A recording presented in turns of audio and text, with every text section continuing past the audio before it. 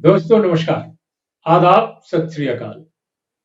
The wire के कार्यक्रम media बोल में आपका स्वागत है। बिहार में विधानसभा चुनाव के दूसरे चरण का मतदान जब मैं आज आपसे बात कर रहा हूं मंगलवार को, तो पूरा हो गया। और ये जो दूसरा चरण है बिहार के इलेक्शन का, बहुत ही महत्वपूर्ण, मैं समझता हूं कि सबसे ज्यादा महत्वपूर्ण है, क्योंकि इसमें एक तो 94 सीटें हैं 17 जिलों की। सबसे अधिक सीटें इसी चरण में मतदान के लिए रही हैं। और दूसरा कारण यह है कि इस पूरे क्षेत्र को अगर आप देखें तो उसमें काफी डाइवर्सिटी भी है। अलग अलग इलाके हैं, अलग अलग ढंग के लोग हैं। आबादी जो है वहां के लोगों की का जो रहन सहन है उसमें भी थोड़ा सा फर्क आपको नजर आएगा। और जाति, समाज, वर्ग, वर्ण के हिसाब से भी काफी डाइवर्सिटी है। बहुत ही दिलचस्प इलाका है ये, जहां पर आज मतदान संपन्न हुआ। तो हम आज बिहार के चुनाव के मीडिया कवरेज को लेकर, वहां के इश्यूज को लेकर, मुद्दों को लेकर हम बात करेंगे। हमारे साथ आज दो खास मेहमान हैं और दोनों बिहार से। एक है टाइम्स ऑफ इंडिया जो पटना एडिशन है उसके रेजिडेंट एडिटर रह चुके हैं राजकुमार, और स्वयं बिहार के बहुत ही शानदार पत्रकार रहे हैं। रिपोर्टिंग के दौर में भी उन्होंने बहुत अच्छा काम किया। और दूसरी जो हमारी मेहमान है निवेदिता झा। निवेदिता झा बहुत अच्छी पत्रकार हैं बिहार की, और सीनियर जर्नलिस्ट होने के साथ साथ वो सोशल एक्टिविस्ट हैं। महिलाओं के इश्यूज पर उन्होंने कई बड़े कदम उठाए, कई उनके फैसले देश भर में चर्चा का विषय बने। तो इन दोनों से जो हम बात करेंगे वो हमारा जो मुख्य जो मसला रहेगा आज की चर्चा में, एक तो ये कि जो मुद्दा इस चुनाव में अगर देखा जाए, हालांकि हमारे मेहमान बताएंगे ज्यादा, लेकिन देखा जाए तो दो बड़ा मुद्दा उभरता नजर आया है। एक तो ये कि रोजगार का सवाल, और रोजगार के सवाल पर जो सत्ताधारी गठबंधन है एनडीए, उसको एक तरह से यूं कहा जाए कि बहुत वर्षों बाद ऐसा चुनाव देखा गया जिसमें अपोजिशन ने एजेंडा सेट कर दिया और रोजगार के इर्द गिर्द जो है सारे लोग बोलने के लिए मजबूर हो गए। और दूसरा जो मुद्दा जो मैं समझता हूं कि एनडीए की तरफ से माननीय प्रधानमंत्री ने उठाया और फिर वो इश्यू बना है, वो है जंगल राज का। तो रोजगार बनाम जंगल राज, ये अगर इस बिहार के मतदान का इलेक्शन का अगर सबसे बड़ा इश्यू दो ये अगर है, तो उसकी क्या स्थिति है बिहार के समाज में, लोग कैसे ले रहे हैं इन दोनों मुद्दों को, मीडिया में उसकी अनगूंज कैसे सुनाई दे रही है। और दूसरा जो हमारा मसला है, जो मैं बात करूंगा इन लोगों से, कि कैसे जो चुनाव में टेलीविजन का और मीडिया का यानी अखबारों का, इनका क्या रोल है, रिपोर्टिंग कैसे हो रही है, राजनीतिक दलों द्वारा मीडिया का इस्तेमाल कैसे हो रहा है, खासकर प्रोपेगेंडा में, चुनाव प्रचार में। तो ये जो दो मुद्दे हैं, हम इन पर बात करेंगे अपने मेहमानों से। राजकुमार, शुरुआत हम आपसे करते हैं। बिहार की पत्रकारिता में अगर देखा जाए, जो एक लंबा दौर है जब पत्रकारिता में धूम थी रिपोर्टिंग की, रिपोर्टिंग बहुत शानदार मानी जाती थी बिहार की। इन दिनों क्या माहौल है, खासकर इस चुनाव की रिपोर्टिंग को अगर मैं आपसे जानना चाहूं, एक संपादक होने के नाते और उसके भी पहले एक रिपोर्टर होने के नाते, आप कैसे देख रहे हैं इस बार की जो चुनाव रिपोर्टिंग हो रही है बिहार से, और बिहार से बाहर के जो जर्नलिस्ट बिहार जाकर रिपोर्टिंग कर रहे हैं, कैसी इलेक्शन रिपोर्टिंग है आपके हिसाब से? रिपोर्टिंग का लेवल तो गिरा है, इसमें कहीं कोई शक नहीं है, and it is there for everyone to see. TV channels की तो बात ही मत कीजिए, इवन प्रिंट मीडिया में एक पक्ष को ज्यादा कवरेज, ज्यादा स्पेस देना, एक पक्ष को कम देना, ये सारी आम बातें हैं। मैंने बिहार में ही पत्रकारिता करी है, 2.5 दशक से ज्यादा समय से पत्रकारिता करी है, और अपने अनुभव के आधार पर मैं आपको बता सकता हूं कि पहले ये स्थिति नहीं थी, और आज अगर ये स्थिति है तो उसका कारण भी है। उसका कारण ये है कि आज मीडिया हाउस जो प्रोपराइटर्स होते हैं वो हाथ पकड़ते हैं पत्रकारों का, लिखने नहीं देते हैं, रिपोर्टिंग करने नहीं देते हैं। हर घड़ी ये बात नहीं होती है, लेकिन उसके पीछे का बैकग्राउंड ये है कि बिहार जैसे राज्य में कोई इंडस्ट्रीज नहीं है, कॉर्पोरेट हेडक्वार्टर्स नहीं है, तो एड रेवेन्यू का स्रोत जो है, सोर्स जो है, अकेला गवर्नमेंट होता है। 70% से ज्यादा का एड रेवेन्यू सरकार से आता है। जाहिर है आप सरकार के गलत निर्णयों के विरुद्ध नहीं लिख सकते हैं, आप सरकार के करप्शन के विरुद्ध नहीं लिख सकते हैं, अधिकारी के विरुद्ध भी नहीं लिख सकते हैं। मैं तो ऐसे उदाहरण जानता हूं, जब एक अधिकारी के विरुद्ध लिखा और या दूसरे अधिकारी के विरुद्ध लिखा, उसने ऐड बंद करा दिया। तो ये देखते हुए आप ये बोल सकते हैं कि बदलाव हुआ है, ह्रास हुआ है, स्तर गिरा है। तो इसके लिए पत्रकार अकेले जिम्मेदार नहीं है। पत्रकार है, कुछ अच्छे पत्रकार हैं, खासतौर पर जो अभी युवा पत्रकार आ रहे हैं, अच्छी रिपोर्टिंग करते हैं, यदा कदा करना चाहते हैं हमेशा, लेकिन मुझे लगता है नहीं है कि उन्हें रिपोर्टिंग करने दिया जाता है। तो एक वो कारण हो सकता है। दूसरा, अब जैसे मान लीजिए कि वेब पोर्टल्स में, छोटे छोटे वीडियो चैनल्स में जिस तरीके की पत्रकारिता करी है, जनाक्रोश को जैसे रिपोर्ट किया है, चाहे वो युवाओं का गुस्सा हो रोजगार को लेके, चाहे मजदूरों का गुस्सा हो माइग्रेंट क्राइसिस को लेके, महिलाओं का गुस्सा हो नशाबंदी के फेल होने की वजह से, उन लोगों ने ज्यादा अच्छा काम किया है compare to mainstream media. Rajkumar, दूसरा जो मेरा सवाल है कि रोजगार बिहार के इलेक्शन में, जैसा सभी मान रहे हैं कि बहुत बड़ा मुद्दा बनकर उभरा है, और मैं समझता हूं कि ऐसा चुनाव बिहार में तो शायद दशकों बाद देखा गया जब कोई ठोस सामाजिक आर्थिक मुद्दा इलेक्शन में केंद्रीय मुद्दा बन गया हो। उसके बाद देखा हमने कि जंगल राज का मुद्दा भी एनडीए ने बहुत प्रमुखता से इसको उठाया है। हम ये आपसे समझना चाहते हैं कि इन दोनों मुद्दों को बिहारी समाज में कैसे लिया जा रहा है, आम पब्लिक में, मतदाताओं में, और उसकी क्या अनगूंज मीडिया में उठ रही है, मीडिया उसको कैसे ले रहा है, क्या उसकी कोई व्याख्या मीडिया में हो रही है, क्या इन दोनों मुद्दों का जो रिलेवेंस है उसका कोई कंपैरिजन हो रहा है, कैसा माहौल है इन मुद्दों को लेकर मीडिया में? ये एक बड़ा रोचक सवाल है इस बार। आप मुद्दे क्या है उसके पहले मैं आपको ये बताना चाहूंगा कि मुद्दा क्या नहीं है।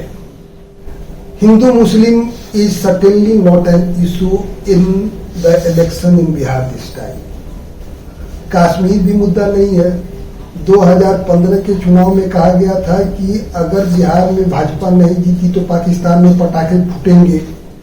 उस समय भी वो मुद्दा नहीं बन पाया था, और इस बार भी ऐसा कोई बयान, कोई इशू, एक्चुअली इलेक्शन इशू नहीं है। इशू क्या है?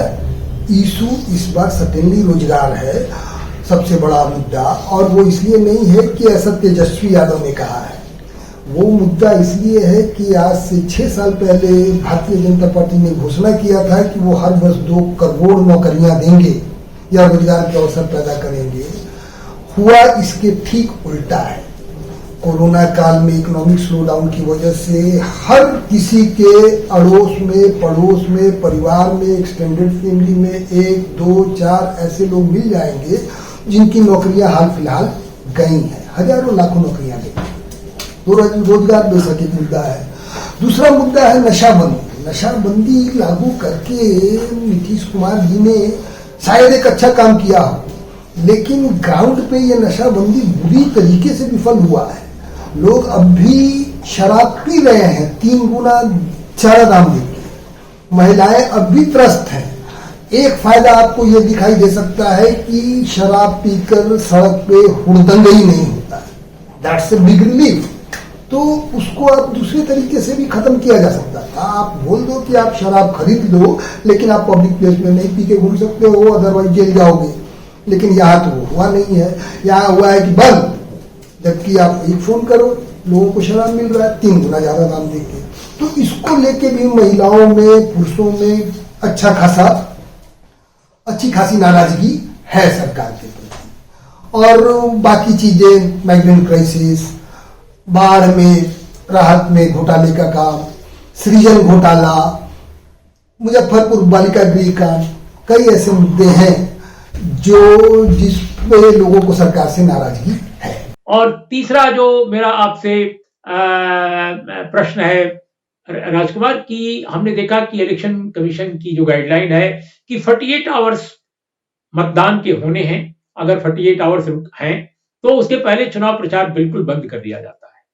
लेकिन कई चरणों के मतदान में टेलीविजन एक नया किरदार बन गया है, या एक यूं कहा जाए कि प्रचार का एक मंच बन गया है, कि एक क्षेत्र का मतदान तो पूरा हो गया है, दूसरे क्षेत्र में मतदान जो है वो होना है 48 घंटे बाद, लेकिन तीसरे किसी या चौथे किसी जो भी चरण, जितने भी चरण हो किसी प्रदेश में, कोई भी नेता जाकर किसी और क्षेत्र में जब भाषण देता है तो उसका लाइव टेलीकास्ट दूसरे तमाम चैनलों पर दिखाई पड़ता है, और जिस क्षेत्र में मतदान हो रहा है वहां, जहां मतदान नहीं हो रहा है वहां सब जगह सुना जाता है।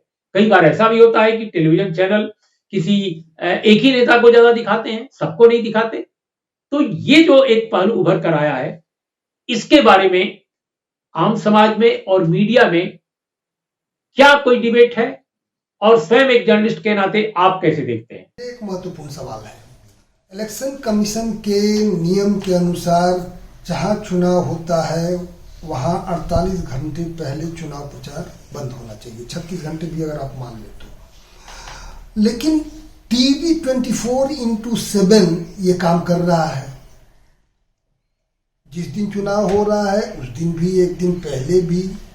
यही नहीं, आप ये देखिए कि कई फेजेज में इलेक्शंस होते हैं आजकल।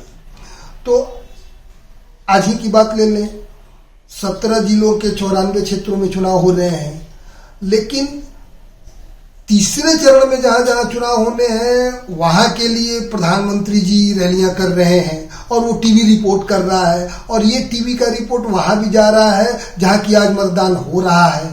तो उस नियम की तो धज्जियां उड़ रही हैं। मुझे आश्चर्य होता है कि चुनाव आयोग इस पे चुप क्यों है, या इसका रिजोल्यूशन कुछ क्यों नहीं देता है कि भाई ये नहीं करा जा सकता है। ये एक हो गया। अब रह गया कि एंकर्स, टीवी के एंकर्स चुनाव में वोटिंग पैटर्न को, मतदाताओं के ओपिनियन डिसीजन मेकिंग को कितना प्रभावित करते हैं।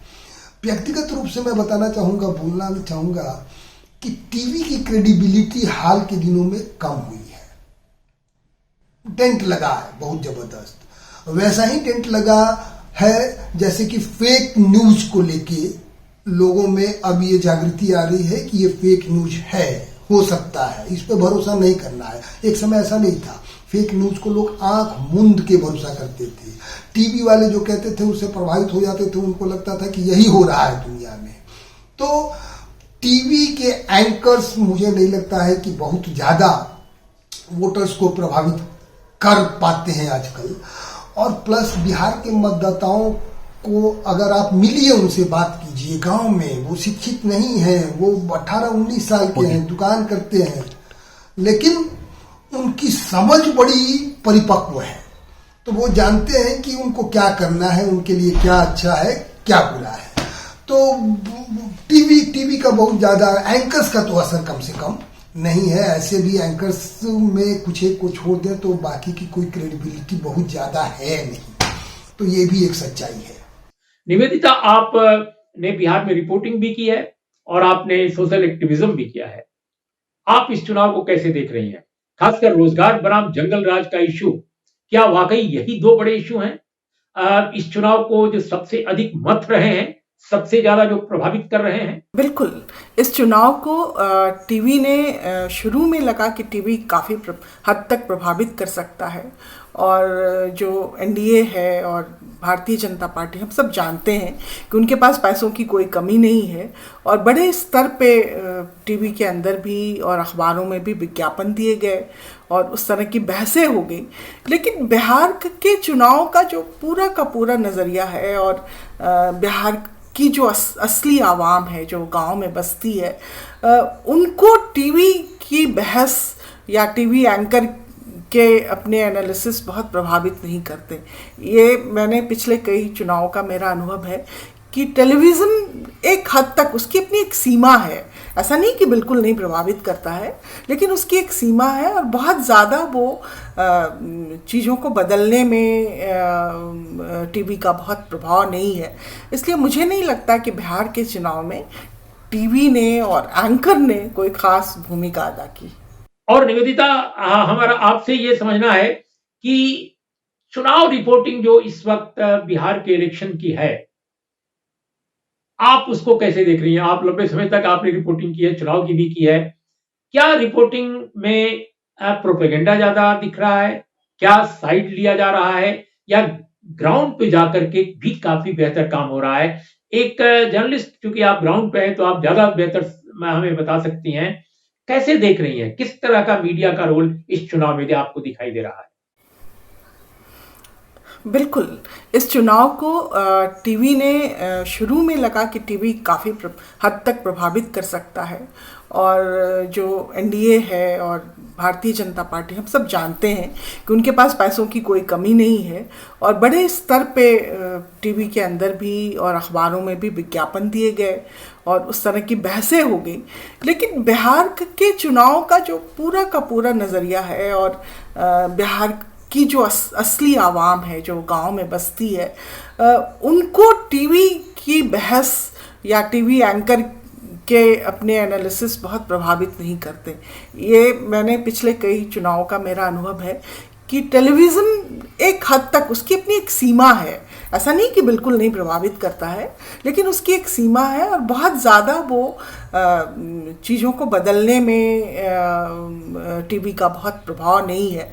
इसलिए मुझे नहीं लगता कि बिहार के चुनाव में टीवी ने और एंकर ने कोई ख़ास भूमिका अदा की। तो दोस्तों, आपने हमारे दोनों जो वरिष्ठ पत्रकार हैं और जो दोनों बिहार की ज़मीन से हैं, जिन्होंने बिहार में लंबा वक्त बिताया है जर्नलिज्म में, आपने उनकी बात सुनी। मैं आपके ऊपर छोड़ता हूं कि बिहार के चुनाव का जो मीडिया कवरेज है और वहां के नेताओं का जो प्रेजेंटेशन है और जनता का जो भाव है, वो क्या है, कैसे है, क्या होगा, ये मैं समझता हूं कि 10 तक इंतजार करना होगा, 10 नवंबर तक। इन शब्दों के साथ आपका बहुत बहुत धन्यवाद। नमस्कार, आदाब, सत श्री अकाल। द वायर के और वीडियोस देखने के लिए सब्सक्राइब करें और बेल आइकन पर क्लिक करें। स्वतंत्र पत्रकारिता की आर्थिक मदद करने के लिए डिस्क्रिप्शन में दिए गए लिंक पर जाएं और अपनी राशि चुनें।